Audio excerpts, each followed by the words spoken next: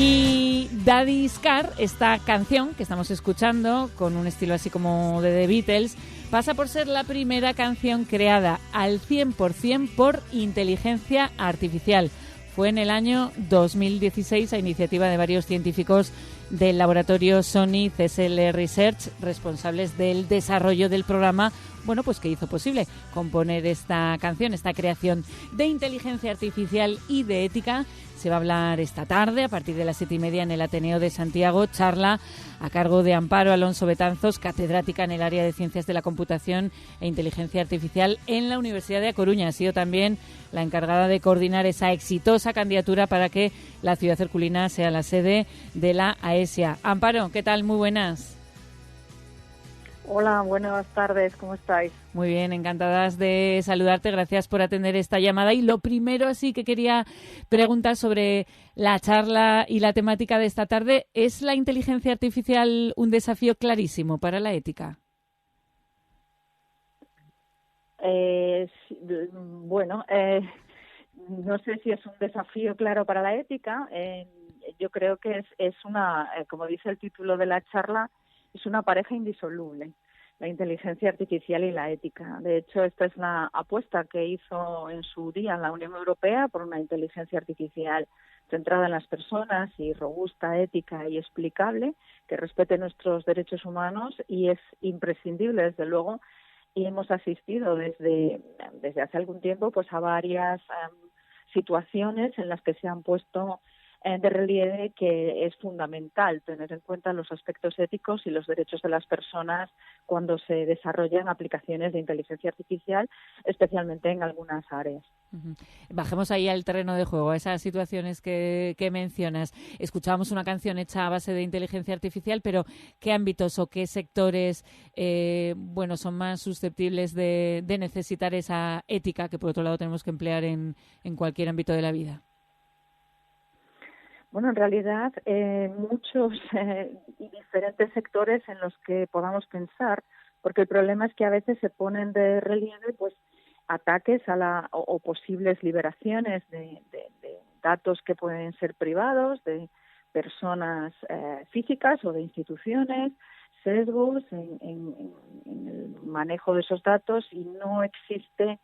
Es obvio que hay aplicaciones sensibles, ¿no? Como es el caso, se me ocurre, aplicaciones que puedan estar en el mundo de la salud, en el mundo de la educación, pero en realidad cualquiera, porque hoy en día la inteligencia artificial está en todos los campos y es responsable tanto de concedernos, por ejemplo, un seguro, de un préstamo o cualquier otra cuestión en la que podamos pensar. Entonces, si las respuestas son negativas, eso puede ser también debido a que exista un sesgo de género, un sesgo de raza o de otro tipo, que esté causando que no esté actuando correctamente el sistema, ¿no? Yo qué sé, por poner, y otras ocasiones también es porque esta inteligencia artificial basada en datos, pues puede darse otras bases de datos que no esté autorizado. Por ejemplo, no sé si recordamos todos el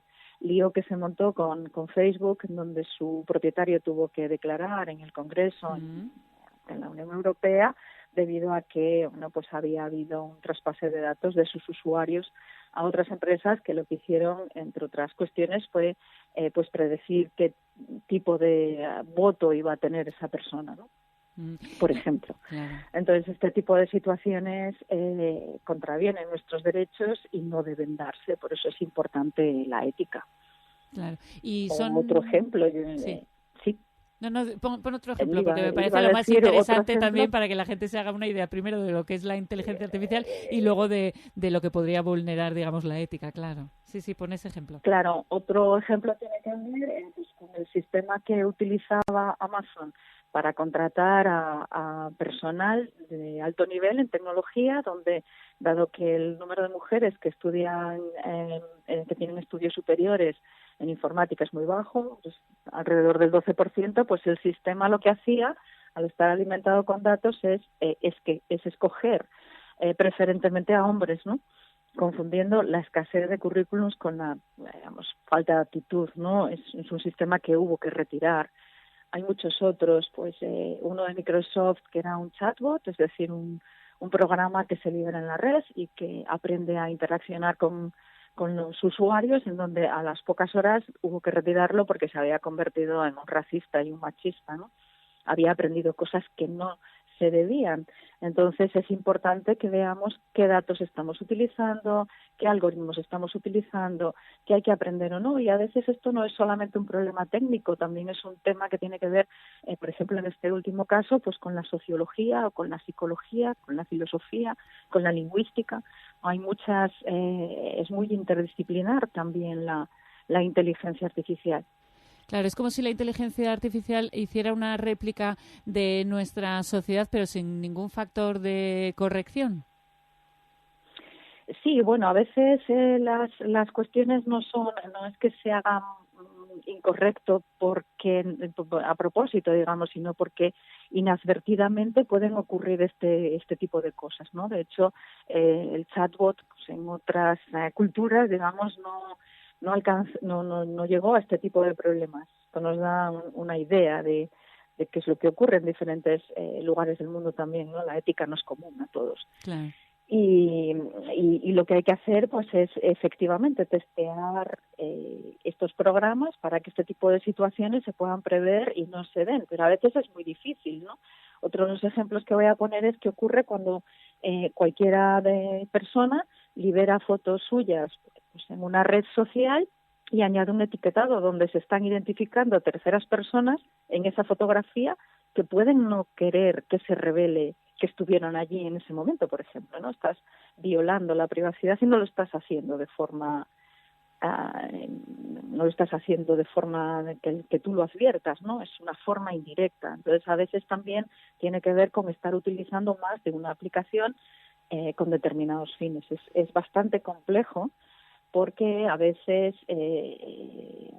pues es difícil prever cómo se van a usar esos datos, ¿no? Por eso la Unión Europea tiene la legislación, la reglamentación, la Ley General de Regulación y Protección de Datos y ha propuesto estas dos nuevas regulaciones, ¿no? La de inteligencia artificial en el 2021 y la de datos en el 2022.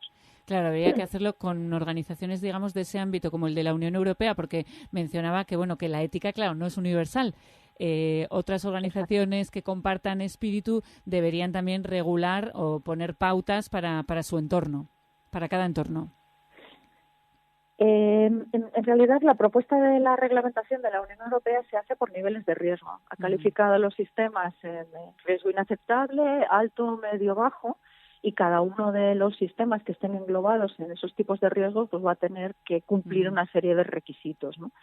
Y las agencias de supervisión de la inteligencia artificial pues se van a dedicar, entre otras funciones, a este tipo de cosas, ¿no? A desarrollar y gestionar los entornos de prueba y los sistemas de evaluación y prueba para poder trabajar en estas situaciones, ¿no? Uh-huh. Bueno, desde luego que estamos mucho más cerca y convivimos muchísimo más de lo que pensamos a diario con la inteligencia artificial. Por eso va a ser tan interesante lo que nos tenga que contar a partir de las 7:30 esta tarde en el Ateneo de Santiago. Amparo Alonso, a quien agradecemos estos minutos. Muchas gracias, Amparo. Muchísimas gracias a vosotros. Saludo.